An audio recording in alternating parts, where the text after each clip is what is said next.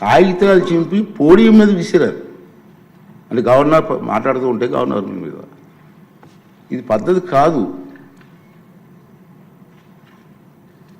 ఈ సాంప్రదాయం అంటాడు, ఏంటి సాంప్రదాయం నాకు అర్థం కాదండి. ఇది పద్ధతి కాదు, ప్రజాస్వామ్యం ఇది మంచి పద్ధతి కాదు. పైగా అతనికి ఆలోచన లేకపోయినా పక్కనే ఉన్నటువంటి సీనియర్ మెంబర్ బొత్స సత్యనారాయణ గారికి కూడా ప్రోత్సహించారు. వారైనా ఇది తప్పు అని చెప్పే పరిస్థితి లేదు. ఇటువంటి సంఘటనలు రాబోయే రోజులు జరగకూడదు అనేది నా తాలూకు ఆలోచన విధానం. మీరందరూ కూడా గమనిస్తూనే ఉన్నారు.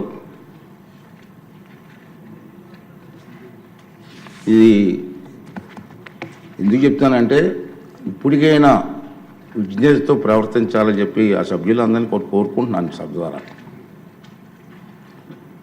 ప్రజాస్వామ్యం పెద్దలు మనకు ఎంతో ప్రజాస్వామ్యాన్ని ఇచ్చారు, రాజ్యాంగాన్ని ఇచ్చారు. రాజ్యాంగానికి అనుగుణంగా మనం ప్రవర్తించాలి తప్పించి మన ఇష్టం వచ్చిన మాట్లాడుకుంటాం. సర్వ హక్కులు నాకే ఉన్నాయి, నేను మాట్లాడతాను అన్నది ఇది పద్ధతి కాదని చెప్పి ఈ సభ ద్వారా సభ్యులందరికీ, అన్ని పార్టీ సభ్యులకు కూడా మనం చేస్తున్నాను. అదే ప్రజలు కూడా దీన్ని గమనిస్తున్నారనే విషయాన్ని కూడా మనం చూసుకోవాలి. ఉంది మన గవర్నర్ ప్రసంగం అయింది నిన్న. ఈరోజు గవర్నర్ ప్రసంగం మీద చర్చ ఉంది. వాళ్ళకి ఏమైనా అభ్యంతరాలు ఉంటే ఈ చర్చలు పాల్గొనవచ్చు కదా, మాట్లాడే అవకాశం మనం ఇస్తాం కదా.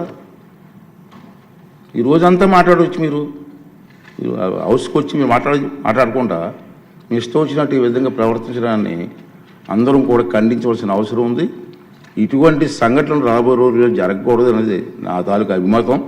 ఈ రెండు విషయాలు మీ ముందుకు చెప్పాలని నేను ఈ మాట్లాడతానని చెప్పి మనం చేస్తూ, మరి ఇప్పుడు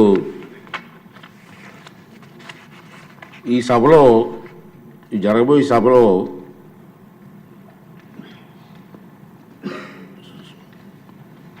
ప్యానల్ సభ్యులుగా మండల్ బుద్ధప్రసాద్ గారు, వరదరాజుల రెడ్డి గారు, జ్యోతుల్ నెహ్రూ గారు, కోళ్ళ లలిత్ కుమార్ గారు, దాసర్ సుధ గారు, విష్ణు కుమార్ రాజు గారు వీరిని